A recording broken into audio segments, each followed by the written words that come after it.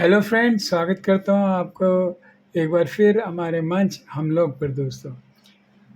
योग गुरु रामदेव ने India today से खास बातचीत में अमेरिका के टैरिफ फैसले की कड़ी आलोचना की और इसे एक गुंडागर्दी एवं तानाशाही करार दिया।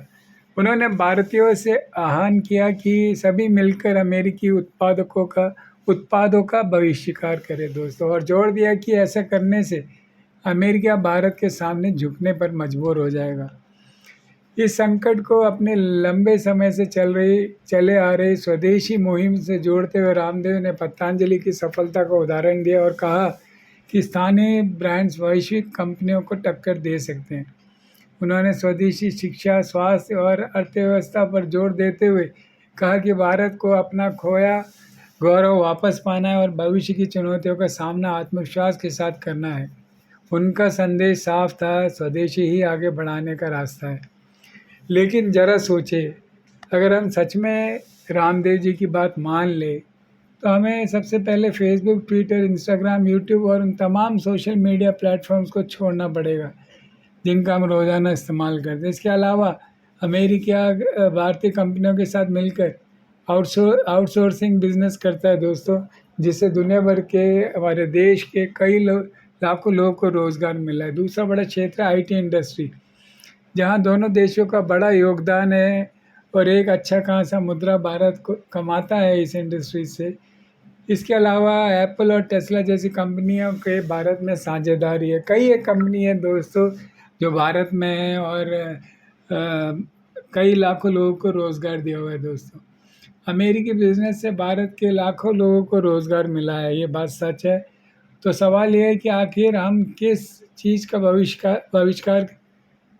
बहिष्कार करने की बात कर रहे हैं दोस्तों। कल्पना कीजिए, अगर अमेरिका भारत में डॉलर लेन देन रोक दे, आउटसोर्सिंग जॉब्स वापस ले ले और IT निवेश घटा दे, तो हज़ारों लोग बेरोज़गार हो जाएंगे। अमेरिका चाहे तो प्रतिबंध लगा कर भी डॉलर ट्रांजैक्शन पूरी तरीके से इंडिया का रोक सकता है दोस्तों। अगर हम इन तमाम नतीजों के लिए तैयार हैं, तभी ऐसे किसी बहिष्कार आंदोलन का हिस्सा बनने पर विचार कर सकते हैं। लेकिन उससे पहले हमें खुद से पूछना होगा, क्या हम सचमुच इतने सक्षम हैं कि केवल स्वदेशी से ही 140 करोड़ भारतीय की हर ज़रूरत को हम पूरी कर सकें।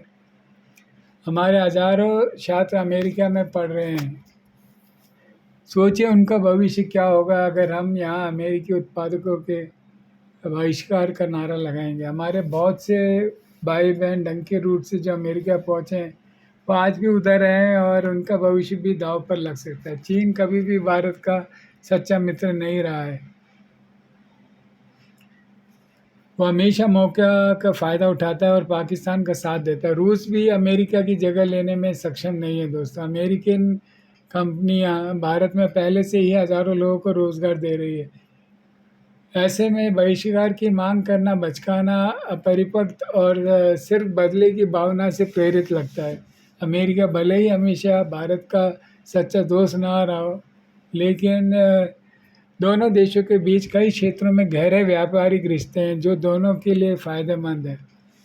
सिर्फ एक विवाद की वजह से आप बहिष्कार का आह्वान नहीं कर सकते। यहाँ एक गंभीर विषय है और हर पहलू को ध्यान में रखते हुए ही इस पर विचार करना चाहिए था और समाधान निकालना चाहिए था दोस्तों। देखते हैं दोस्तों आगे कैसे कैसे ये केस आगे जाता है।